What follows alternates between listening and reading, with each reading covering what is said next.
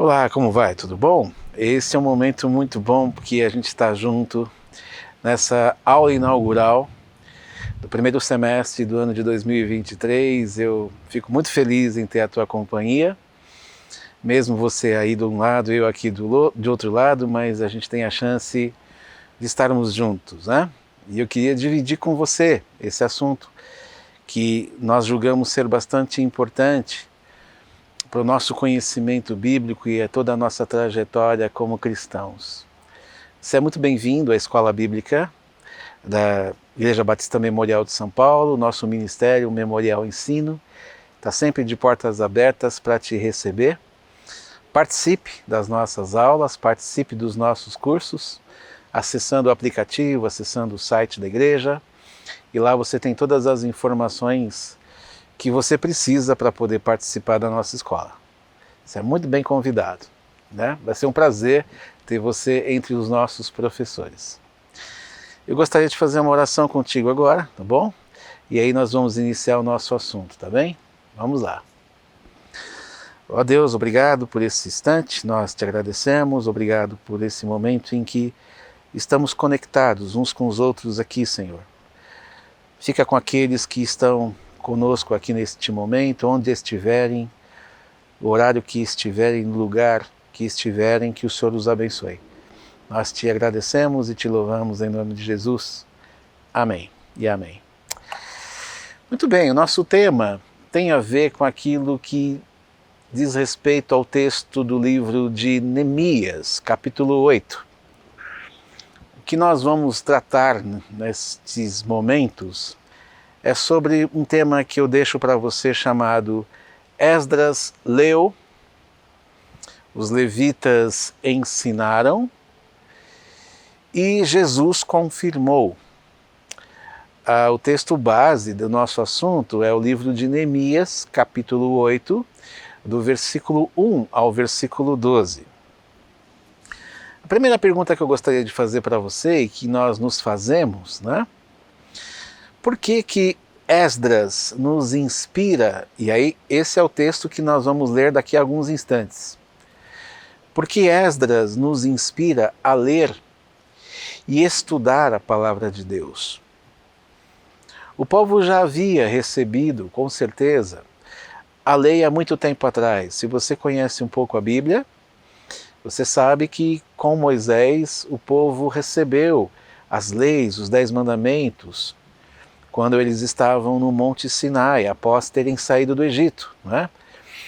Foi naquele instante quando, então, Deus ofereceu as 10 leis, as 10 palavras, os 10 mandamentos nas duas tábuas, de maneira em que o povo recebe, portanto, então, as leis de Deus. O que acontece é que quando você vai caminhando do texto do Êxodo para frente, você vai percebendo que o povo, a nação de Israel, se desviou para um mau caminho. Eles deixaram de lado a Escritura, eles não consideraram com firmeza aquilo que a lei de Deus oferecia para que o povo tivesse a sua própria constituição. Bom, então o povo já sabia, já havia recebido a lei muito tempo atrás. Por que Esdras nos inspira a ler e a estudar a palavra de Deus? A possibilidade de distrações, a bem da verdade é essa, são as mesmas entre o povo de Israel e nós hoje. O povo se distraiu. O povo, depois de ter recebido os 10 mandamentos e terem passado por tanto tempo na história, Davi ou Saul, Davi, Salomão, outros reis que vieram em seguida, até chegar no livro de Esdras, Neemias, quando eles saíram dos 70 anos de exílio na Babilônia. Eles foram para o exílio na Babilônia devido aos seus pecados ou ao seu pecado. Isso nós vamos chamar mesmo de que eram distrações. O pecado, as distrações que desviaram o povo daquilo que Deus havia oferecido, são as mesmas de hoje. Portanto, a leitura que Esdras faz em Neemias capítulo 8 serve para trazer o povo de volta aos trilhos. Trilhos esses que eles saíram e se desviaram. A necessidade de conhecer a Deus continua sendo a mesma. O povo, como nós vamos ler o texto em breve, o povo chorou quando Esdras leu o texto e os levitas traduziam o texto, né? Ensinavam o texto, e a gente via que o povo se comovia, chorava, de arrependimento, pedindo perdão a Deus diante dos pecados, das distrações que eles tiveram nesse período e nesse tempo.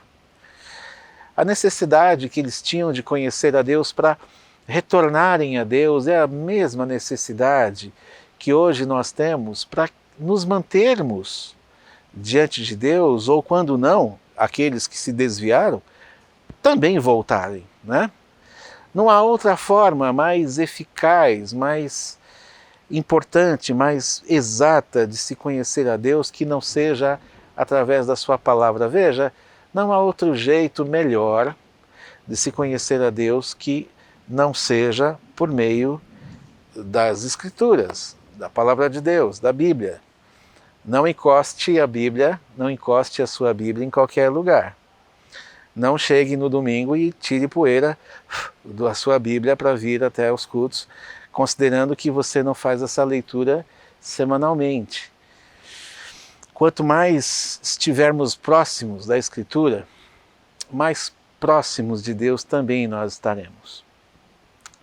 Bom, após o retorno do povo de Jerusalém, ou para Jerusalém, depois desses 70 anos de exílio babilônico, a lei torna-se, portanto, aqui o eixo central da relação entre Deus e o seu povo.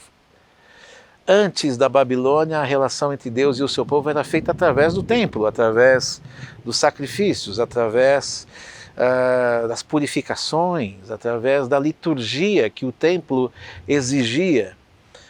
Uma vez derrubado o templo, uma vez derrubado e destruído o templo por Nabucodonosor, babilônios, eles retornam para Jerusalém, mas eles retornam com a Escritura nas mãos. Eles retornam com a lei nas mãos, eles retornam com a palavra de Deus nas mãos. Daí, nesse período, surge aquilo que nós encontramos e entendemos como sinagoga. A sinagoga vem justamente desse período, o período em que eles estão na Babilônia e saem da Babilônia de volta a Jerusalém, o momento em que a sinagoga acontece é justamente porque o templo não mais era uma realidade. Então a sinagoga nasce daí, onde os judeus se encontram nas casas, nas praças, até que então esses encontros eles passam a serem mantidos em lugares fixos. E hoje nós conhecemos, o judaísmo de hoje, nós conhecemos através da sinagoga. Antes do templo ser reconstruído, as pessoas se reuniam justamente nessas casas, se reuniam nessas praças em Jerusalém, quando voltaram da Babilônia. Nasce, portanto, aqui o judaísmo. Por que Esdras nos inspira a ler e estudar a palavra de Deus? A Escritura passa a ser lida na sinagoga frequentemente.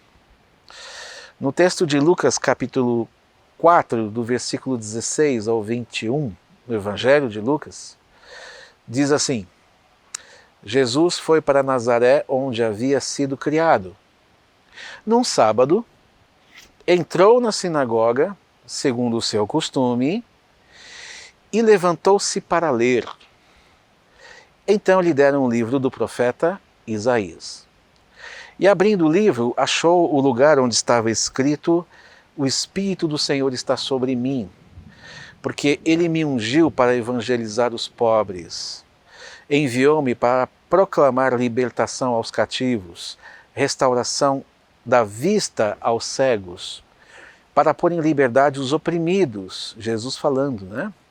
E proclamar o ano aceitável do Senhor. Isso ele leu em Isaías. Tendo fechado o livro, escreve Lucas, Jesus o devolveu ao assistente e sentou-se. É porque era costume de que a escritura deveria ser lida de pé. E aí este que lia a escritura e ia explicar depois, ele sentava. Interessante, né? Porque hoje em dia a gente explica de pé, ao contrário de mim que estou aqui sentado. Eu estou aqui no lugar de Jesus, sentado, explicando para você. Era costume na sinagoga ler o texto de pé e explicá-lo sentado. É o que o texto de Lucas nos diz. Então Jesus começou a dizer: hoje se cumpriu a escritura que vocês acabam de ouvir. É a sinagoga. Jesus, diante da sinagoga, a realidade daquilo que veio do período babilônico para cá.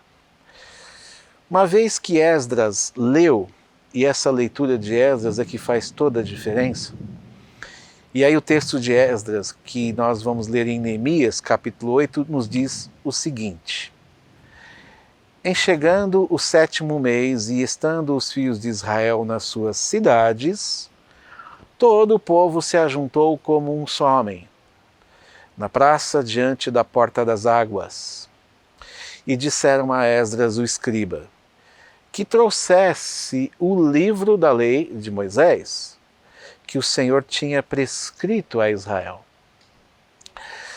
E aí você tem um mapinha, né? Eu mostro para você aí um mapinha de Jerusalém no tempo de Neemias, onde no canto direito, inferior, você tem a porta das águas, né?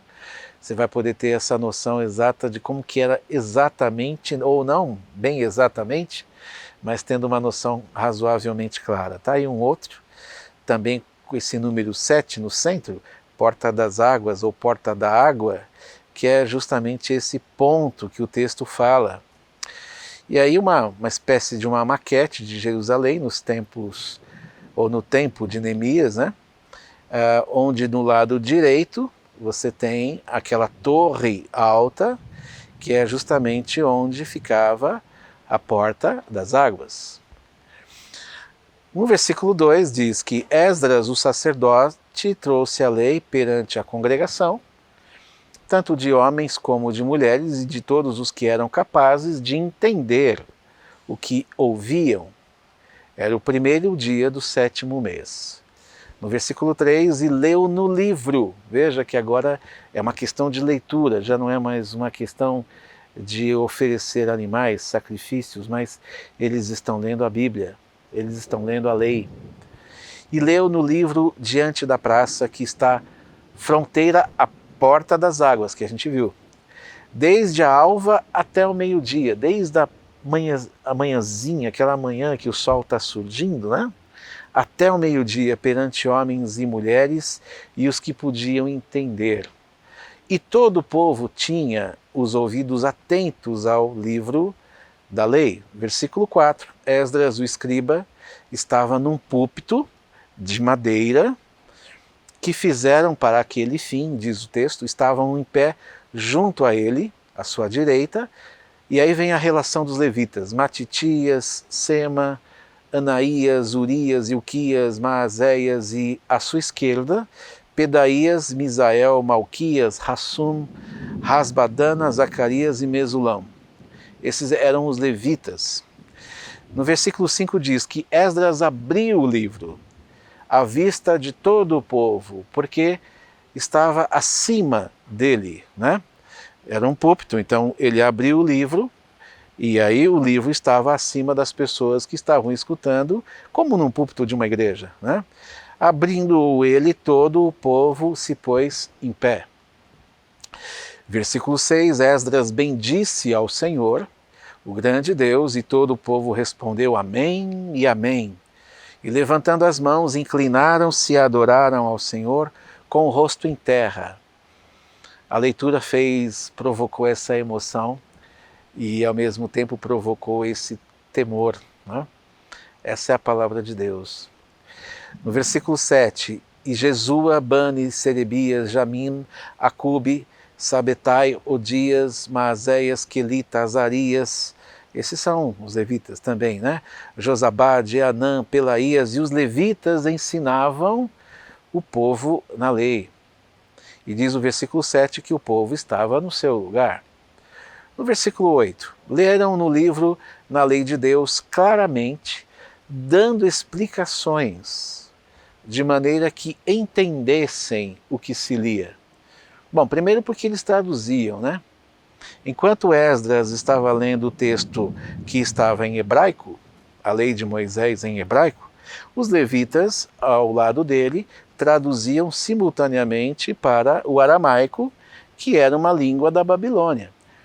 É que nem o Oscar, né? Você já assistiu o Oscar, você tem o Grammy Awards, enfim, tem aquelas traduções simultâneas? Pois é, isso aí foi inventado há muito tempo atrás.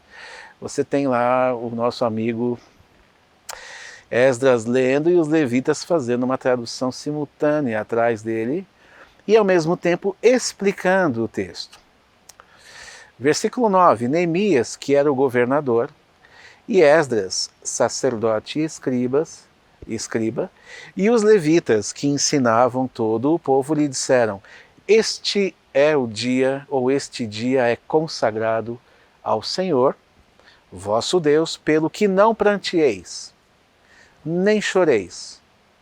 Porque todo o povo chorava, diz o texto, ouvindo as palavras da lei. Olha que interessante, porque eles se depararam com o seu pecado. A lei colocou eles de frente da realidade do pecado que eles cometeram e que os conduziram justamente aonde eles foram parar, que é a Babilônia. Versículo 10 nos diz que disse-lhe mais: ide comei carnes gordas, aí é o churrasco, tomai bebidas doces e enviai porções aos que não têm nada preparado para si. Isso parece coisa de crente, né, gente? Fez o culto, emoção, chorou, tal, pecados, vão comer. É o que eles fizeram. Mataram bois, carnes gordas, beberam bebidas doces, como diz o texto, e repartiram entre si esses alimentos, como uma forma de agradecimento a Deus, porque Deus de fato os perdoou. O versículo 10 ainda diz que porque este dia é consagrado ao Senhor. Exatamente.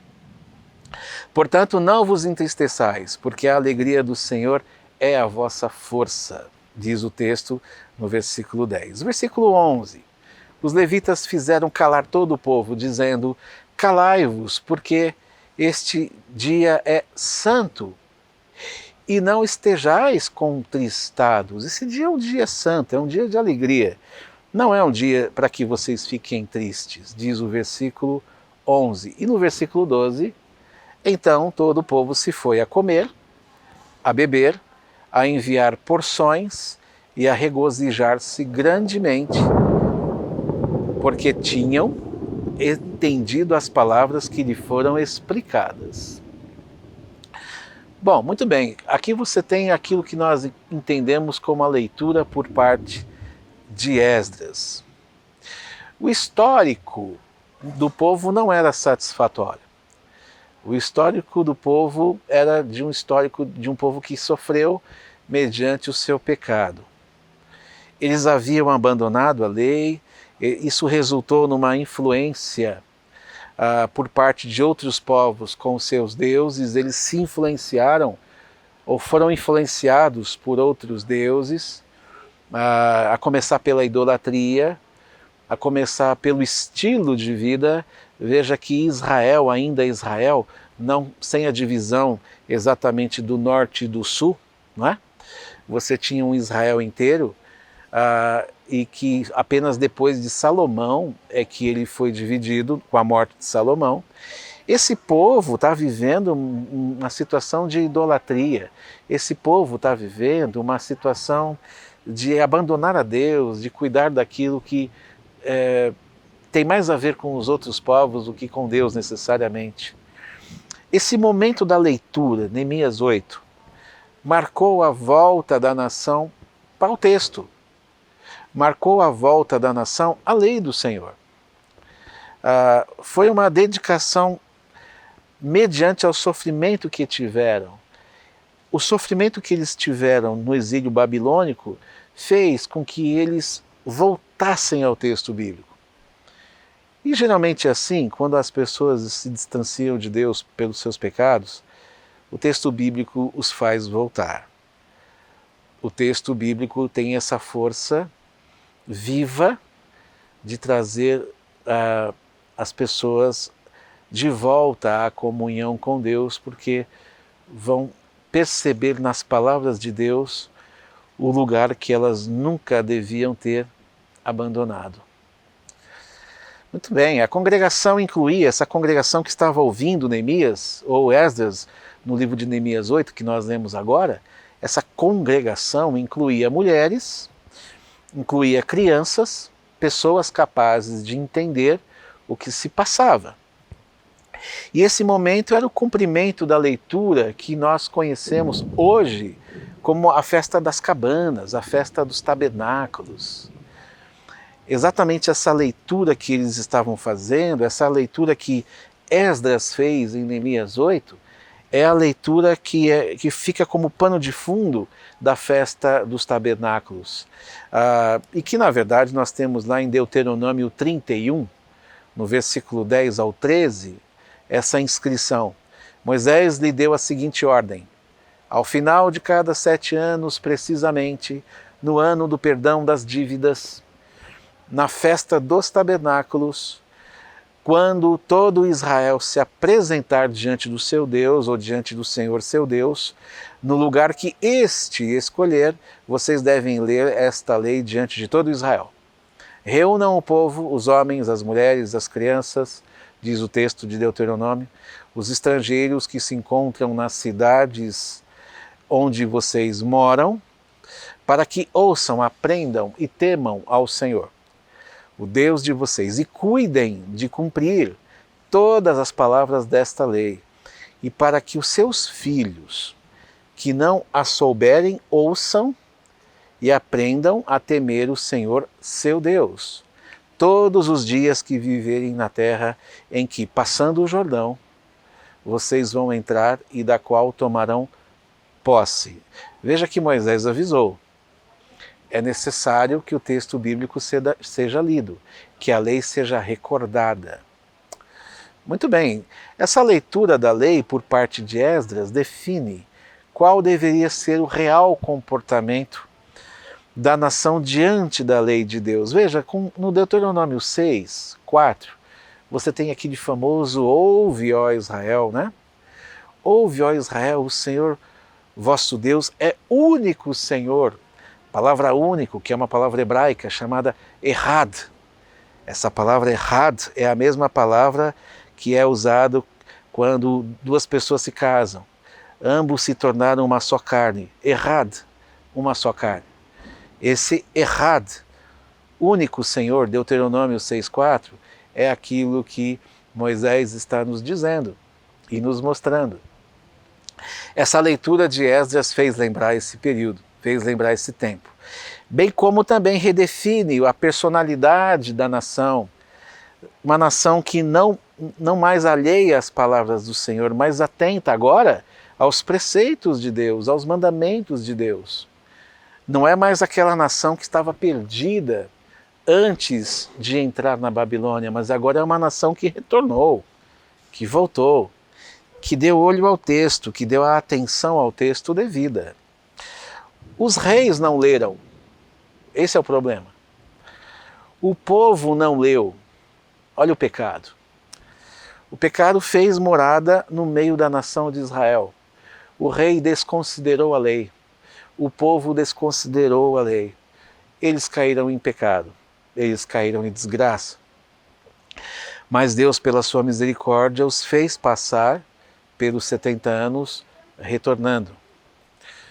Bom, Esdras leu. Os levitas ensinaram. O Esdras que leu foi seguido por esses levitas que estão no texto, que passaram a ensinar. E tem lá no versículo 7, que diz que e os levitas ensinavam o povo na lei. E o povo estava no seu lugar. A reforma em Neemias e Esdras marca o ensino como um ponto de uma nova referência.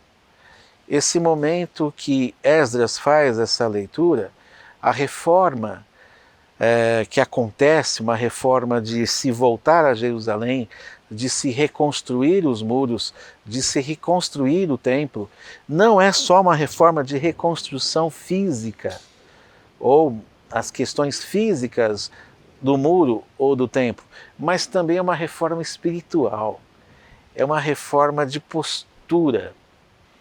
A reforma que nasce através de Neemias e Esdras marca justamente esse momento em que a palavra de Deus ela passa a ser ensinada, não só seguida, mas também ensinada. Não é mais o sacrifício, não é mais a oferta necessariamente, não é mais necessariamente o esforço litúrgico do culto que marcaria essa reconciliação com Deus, mas sim é aquilo que Jesus uma vez disse: vocês erram por desconhecer as Escrituras. O profeta vai dizer: olha, eu não quero sacrifício, eu não quero esforço, não quero nada disso. Eu quero muito mais misericórdia. É a relação com o texto, é a leitura em que se ouve e se vê aquilo que Deus tem por sua vontade. Aí nasce essa afeição, nasce esse amor pela lei do Senhor. Se você quer ver o que é amar a lei, leia o Salmo 119 todo, que você tem lá, no Salmo 119, que não é pequeno, uma declaração de amor das mais completas a respeito da lei de Deus. O salmista está dizendo: oh, como eu amo a tua lei, ela é mais doce do que o mel. Eu já diria: olha, a tua lei é mais doce do que uma Coca-Cola bem gelada, né? Eu gosto de uma Coca-Cola, brincadeira. E aí, tudo aquilo que está referente a bom, maravilhoso, a lei do Senhor perpassa. A lei do Senhor vai acima disso. A afeição pela lei, o amor à lei, bem como também a intenção em praticá-la. Oferece uma nova cor necessária nessa comunhão com Deus e o seu povo. É a lei. Leram no versículo 8, leram no livro Na Lei de Deus, claramente, dando explicações. Está vendo? Os levitas agora estão ensinando aquilo que Esdras leu, de maneira que entendessem o que lia. Os levitas traduziam, como eu já disse, o texto do hebraico, que é escrito da lei, para o aramaico, que é um idioma da Babilônia, e ao mesmo tempo explicavam. Essa leitura, juntamente com a exposição dos versículos 7 e 8, levaram mais ou menos umas 5 a 6 horas. Você já pensou? O Esdras lendo, os levitas explicando, e isso foi desde a manhã cedo até o meio-dia. Puxa, a gente fica às vezes 1 hora no culto aqui e a gente reclama, né? A turma lá ficou de 5 a 6 horas ouvindo o que Esdras estava lendo e ouvindo aquilo que os levitas estavam ensinando, e eles choravam porque entenderam. E mais tarde vamos fazer uma festa. Bem interessante. A questão agora não é apenas ler, mas a questão agora é também reter. Reter o significado daquilo que Deus diz. Por isso que Deuteronômio 6,4 fala: ouça Israel, ouve, ó Israel. Não é um ouvir de entrar aqui e sair aqui, mas é um ouvir de entrar aqui e ficar. Guarde para você aquilo que eu estou lhe dizendo, Israel. Versículo 9, enquanto os levitas ensinam: este dia é consagrado ao Senhor vosso Deus, pelo que não pranteeis, nem choreis, porque todo o povo chorava ouvindo as palavras da lei. Veja que a santidade e o pranto, eles não são exclusivamente mútuos. Para que haja santidade, não é necessário que haja um pranto. Por isso que eles falam: não chorem, antes santifiquem-se. O choro não demonstra necessariamente uma transformação. Pode demonstrar sim um sentimento, mas o choro, o prantear, nem sempre apresenta a verdadeira transformação da santidade. É o que eles explicaram. Isaías 6, versículos 3 ao 5 nos diz: e clamavam uns aos outros, dizendo: Santo, Santo é o Senhor, os anjos, né, os serafins, Senhor dos exércitos, toda a terra está cheia da sua glória. Os umbrais das portas se moveram com a voz do que clamava, e o templo se encheu de fumaça. Então eu disse, Isaías: ai de mim, estou perdido, porque sou homem de lábios impuros e habito no meio de um povo de lábios impuros. E os meus olhos viram o Senhor, o Rei. Meus olhos viram o Rei, viram o Senhor dos exércitos. No versículo 9, ainda nessa compreensão de que este é o dia consagrado ao Senhor, e o todo o povo chorava, né? E eles diziam: não chorem. Essa tristeza é inapropriada. Veja que eles estão falando: olha, não fiquem tristes. A santificação não acompanha a tristeza, a santificação acompanha a alegria. Ainda que haja uma tristeza pelos pecados cometidos, mas o passo para a santificação, o passo para a santidade é um passo de prazer e de alegria. É isso que eles estavam pedindo para que o povo experimentasse. Na medida que o povo foi entendendo a mensagem, lida por Esdras e explicada pelos levitas, eles foram afetados emocionalmente. É por isso que eles choraram e prantearam. O remorso encheu o coração deles diante do pecado cometido. Esse sentimento que o povo teve levou, portanto, a uma obediência, né, renovada em relação à verdade. Tanto que no texto do capítulo 8 mesmo, que nós estamos lendo, no versículo 13, né, essa obediência ela é demonstrada. O versículo 18, até o versículo 18, né, então no versículo 18 do capítulo 8. O livro da lei de Deus foi lido diariamente. Depois que aconteceu isso, tá vendo? Desde o primeiro até o último dia da festa, e celebraram a festa durante 7 dias no 8º dia, que é a festa do tabernáculo. Houve uma reunião solene, conforme estava ordenado na lei. Veja então que a obediência gerou o quê? Uma postura. Uma alegria que trouxe uma postura.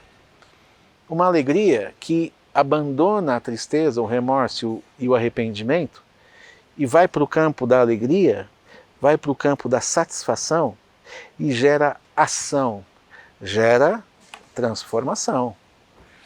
No versículo 10, nessa questão ainda dos levitas ensinarem, é dito que: ide comer carnes gordas, tomai bebidas doces e enviai porções aos que não têm nada preparado para si. Porque este dia é consagrado ao nosso Deus, ao nosso Senhor. Portanto, não vos entristeçais, porque a alegria do Senhor é a nossa força. É exatamente isso que aconteceu. Os levitas incentivaram o povo a celebrar o retorno, a comunhão com Deus. O alimento que eles comeram, essas carnes gordas, né, essas bebidas doces, eu acho que é picanha com Coca-Cola, não sei, talvez Guaraná, não sei. Esse alimento e a partilha fez com que a alegria se tornasse uma realidade. Essa mesa, a mesa é um lugar de comunhão e de renovação. Versículo 11 e 12, nessa questão dos levitas terem ensinado: calai-vos, disseram eles, porque este dia é santo, e não estejais contristados. Então todo o povo se foi a comer, a beber, a enviar porções e a regozijar-se grandemente, porque tinham entendido as palavras que lhe foram explicadas. Está vendo onde eu quero chegar?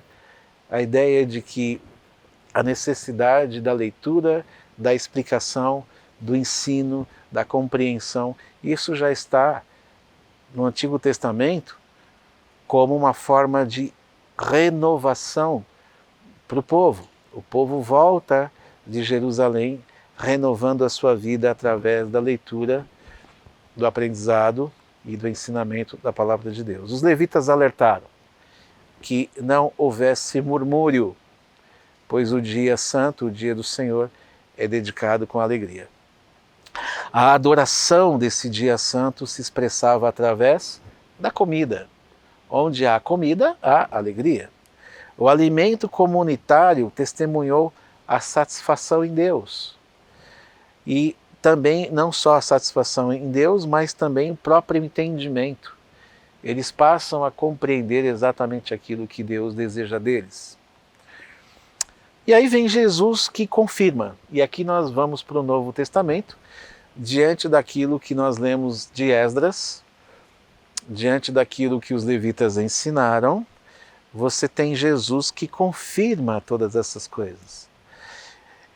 A confirmação por parte de Jesus, daquilo que nós lemos, o próprio Isaías nos escreve, e ele nos avisa, Isaías capítulo 9, versículo 2, o povo que andava em trevas viu grande luz, e aos que viviam na região da sombra da morte, resplandeceu-lhes a luz. O Messias era o renovo de Israel, o Messias era a alegria esperada.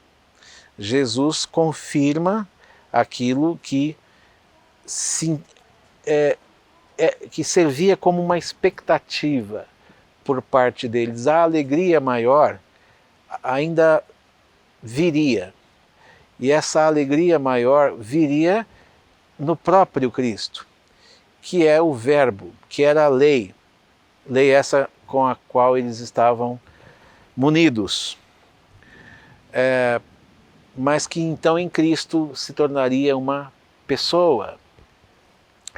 Jesus é o enviado de Deus que responde então, portanto, às condições de restauração da comunhão com o próprio Deus. Desde o princípio era o Verbo, ele estava com Deus, ele era o próprio Deus.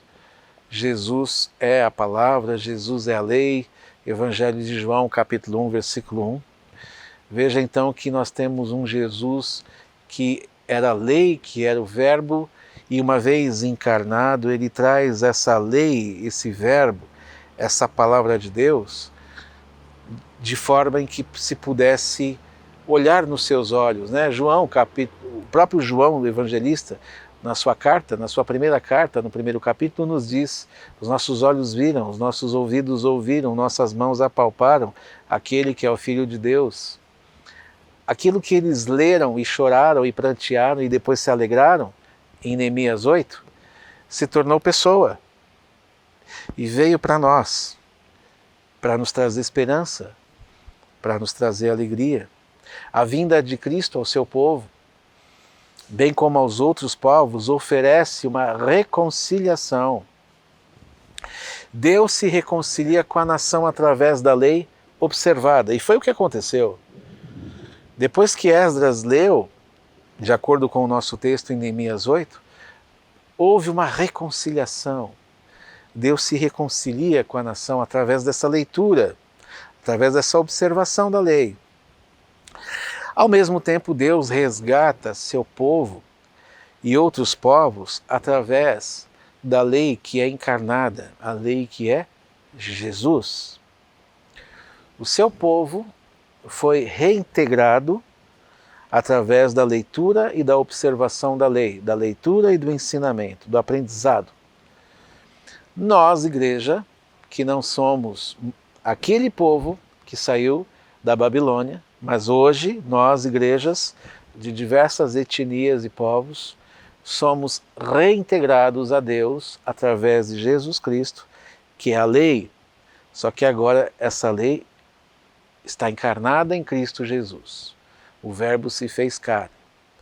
A compreensão para hoje é que nós lemos quem é Jesus. Quando nós falamos que Jesus confirma, a confirmação por parte de Jesus traz para nós exatamente essa ideia de que a compreensão para hoje é que nós lemos quem é Jesus.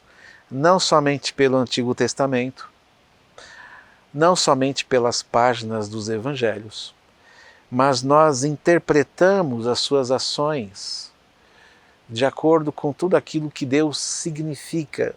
Cristo veio a nós caracterizando as mesmas as mesmas atribuições, a mesma personalidade que Deus tinha no Antigo Testamento e que vem a nós em Cristo Jesus. Eu e o Pai somos um. Nós interpretamos Jesus nas suas ações e vemos que, bom, de fato, ele é filho do Pai dele, porque ele faz exatamente aquilo que o Pai fez no Antigo Testamento, ele crê nas mesmas coisas, até porque ele é o Deus de quem nós cremos.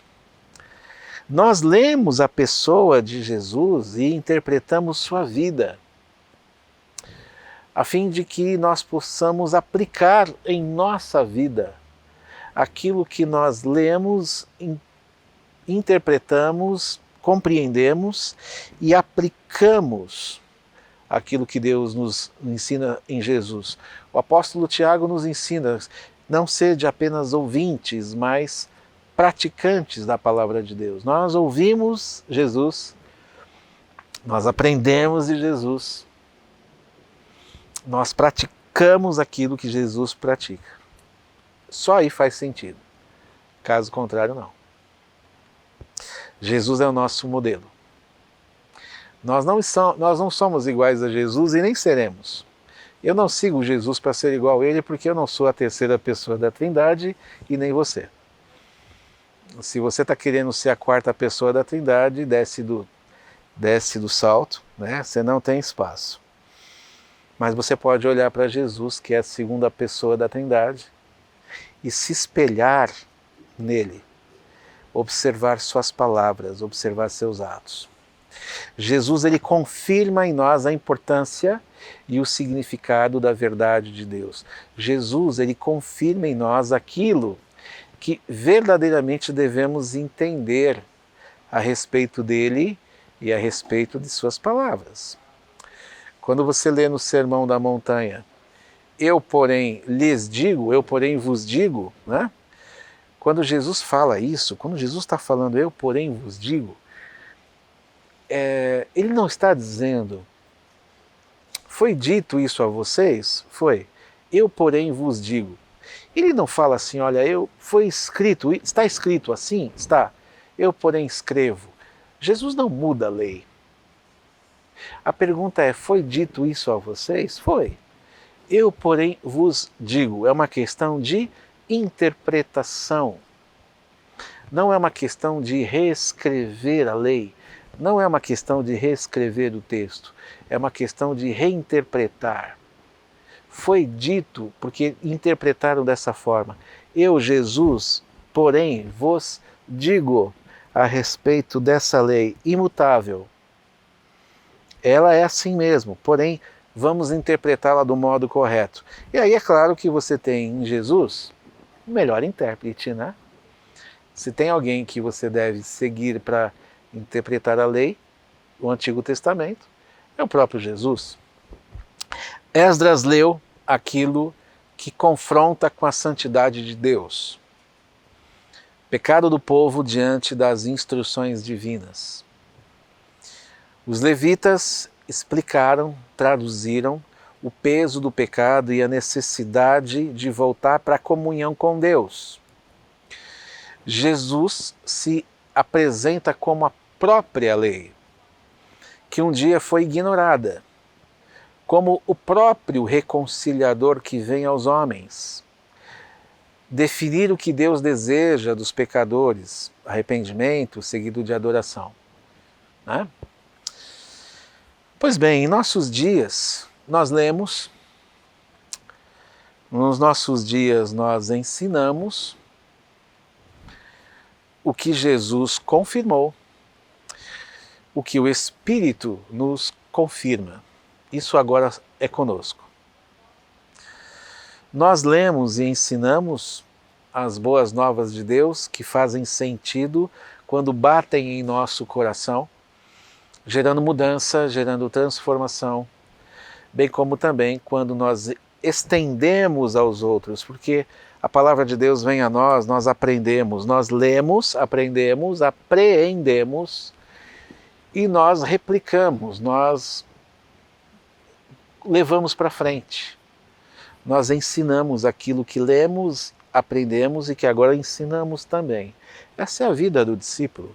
É isso que Jesus ensinou para nós, né? Ir de fazer discípulos, batizando, em nome do Pai, do Filho e do Espírito Santo, e ensinando todas as coisas que eu vos ensinei. Isso é mandamento, isso não é uma opção. Isso não é uma coisa que você pode escolher. É algo que você tem que fazer. Não é saudável ler, aprender e guardar para si.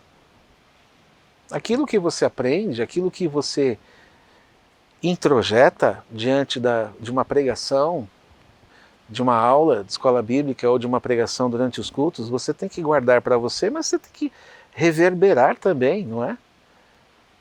É isso que o povo aprendeu, é isso que Jesus nos ensina. É o que eu falei agora e vou replicar mais uma vez, Mateus 28. Portanto, vão e façam discípulos, disse Jesus, Mateus 28, 19 e 20, de todas as nações, batizando-os em nome do Pai, do Filho e do Espírito Santo, ensinando-os a guardar todas as coisas que tenho ordenado a vocês, disse Jesus. Suas últimas palavras. E eis que estou com vocês todos os dias, até o fim dos tempos. Nós lemos e ensinamos o que Jesus confirmou, o que o Espírito nos confirma, e as afirmações e confirmações de Jesus a respeito do Antigo Testamento, bem como suas palavras de vida, de verdade, e que trazem direcionamento, é o que lemos e é o que ensinamos. Nós lemos e ensinamos o que Jesus confirmou, que o Espírito nos confirma. O Espírito é aquele que confirma o que lemos e ensinamos a respeito do Pai e do Filho. Eles não estão separados. Eles estão em comum acordo. Aquilo que o Filho fala, o Pai assina embaixo. Aquilo que o Pai diz, o Filho ensina embaixo. Aquilo que os dois dizem, o Espírito está assinando. Eles não se contradizem. É uma harmonia completa. E o Espírito torna possível e realizável todo o nosso aprendizado. Essa é a realidade. É o Espírito que permite que ao nosso lado, como autor, ao nosso lado, nos ajuda a ler, nos ajuda a entender. Quando não, usa outras pessoas para que nós entendamos aquilo que ele nos ensina. Olha que obra maravilhosa, né? Puxa, e tem gente que não lê a Bíblia. E tem gente que não lê a Escritura.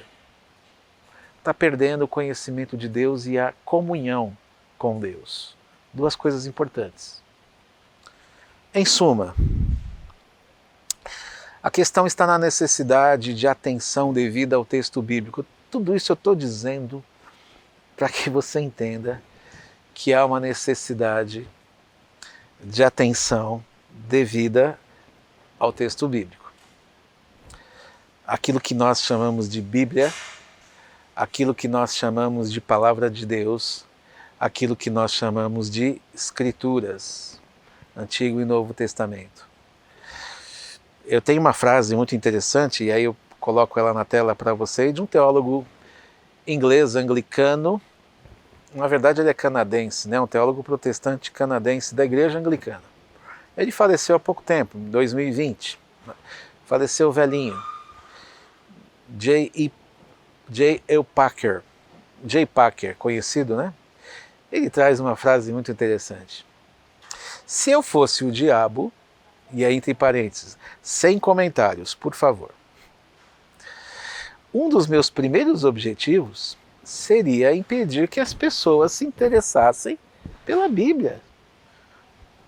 Eu concordo ipsis literis daquilo que Packer um dia nos disse. Se eu fosse o diabo, e ele deixa bem claro, sem comentários, por favor, nada de críticas, um dos meus primeiros objetivos seria impedir que as pessoas se interessassem pela Bíblia. E eu concordo plenamente. Uma questão de dever, tá? O estudo da Bíblia é uma questão de dever. Não é apenas uma edificação pessoal, não é apenas a procura da felicidade, mas é um dever. É o nosso dever ler a palavra de Deus e aprender. Deus é o nosso soberano, essa é a sua palavra. E Ele ordena que nós estudemos as suas palavras. Veja, nós temos o Deus Pai, nós temos o Deus Filho, o Deus Espírito, nós temos essa Santíssima Trindade. Essa é a Santíssima Trindade. Esse é o nosso Deus em três pessoas. E a palavra de Deus é a revelação suficiente e necessária para nós entendermos quem é o Pai, quem é o Filho e quem é o Espírito Santo. Eu não consigo entender quem é o Pai, quem é o Filho, quem é o Espírito Santo, se eu não tiver comunhão e interesse pela sua própria palavra. Não dá, não tem como. E aí, por fim, as Escrituras testificam Jesus. Hebreus 1.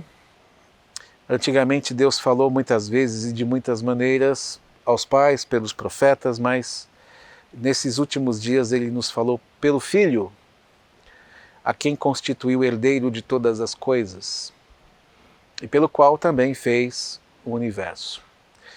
João 5, Jesus mesmo fala: vocês examinam as Escrituras porque julgam ter nelas a vida eterna. E são elas mesmas que testificam de mim. A palavra de Deus não salva. Jesus fala: vocês examinam as Escrituras porque julgam ter nelas a vida eterna. Evidente que não é a palavra de Deus que traz a vida eterna, mas é a palavra de Deus, disse Jesus, que testificam a respeito de quem Ele é. Examinem, mas não examinem de forma errada. Examinem não como se ela fosse lhe dar salvação. Examinem de maneira que você perceba quem é Jesus, porque ela testifica quem é Jesus. É aqui que nós entendemos. Esse Jesus que um dia, disse mesmo João, capítulo 1, que era o Verbo e que se fez carne e habitou entre nós, cheio de graça, cheio de verdade, e que nós vimos a sua glória, a glória como do unigênito do Pai. A palavra de Deus tornou-se pessoa. O que isso significa? Ele não deixou de ser o Verbo, ele não deixou de ser o Logos, ele não deixou de ser palavra. Jesus se tornou pessoa, mas ele continua sendo lei. Jesus se tornou pessoa, mas se eu voltar ao Antigo Testamento, eu vou encontrá-lo lá. Eu não só vou encontrá-lo quando ele encarnou, eu vou encontrá-lo enquanto ainda ele não era encarnado. Ele continua no Antigo Testamento como alguém presente, visível. Eu não ignoro isso. Ele não deixou de ser o Verbo. Ele se fez carne, mas ele também está associado à sua natureza de verdade, de caminho e de vida. Quando eu estou com textos nas mãos, eu encontro Jesus. E a minha última palavra agora é uma curiosidade histórica, e aqui a gente termina a nossa aula, dando testemunho de um reformador inglês chamado William Tyndale, do século XV, século XVI. Ele foi pai da reforma na Inglaterra através da tradução da Bíblia para o inglês na linguagem popular. A Bíblia no Novo Testamento se espalhou rapidamente na Inglaterra e em outros países próximos, graças a esse nosso irmão William Tyndale, que traduziu o Novo Testamento, e ele teve que correr da polícia, teve que correr da igreja romana, para que esse Novo Testamento pudesse ser acessível, né? De maneira que todos compravam por preços acessíveis.